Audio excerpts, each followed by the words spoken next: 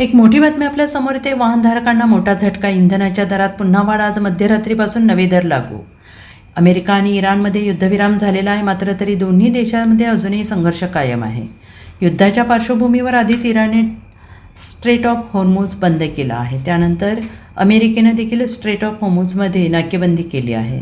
Straight of Hormuz बंद असल्यामुळे आखाती देशांमधून भारतात येणारं कच्चं तेल आणि LPG गॅसचा पुरवठा पूर्णपणे ठप्प झाला आहे आणि यामुळे देशात मोठं ऊर्जा संकट निर्माण झालेलं आहे. काही ठिकाणी डिझेलची टंचाई जाणवते आहे.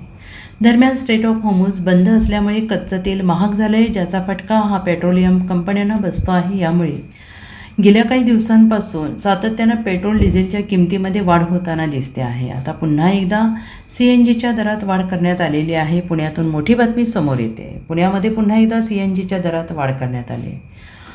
MNGL CNGच्या किरकोळ विक्री दरात प्रति किलो 2 रुपये 50 पैशांची वाढ करण्यात आली आहे. त्यामुळे आता CNGचे दर 92 रुपये 25 पैशांवरून 94 रुपये 75 पैसे प्रति किलोवर पोहोचले आहेत आणि वाढलेले हे दर 27 मेच्या मध्यरात्रीपासून सुरू होणार आहेत. Bureau report SBN Marathi, Pune.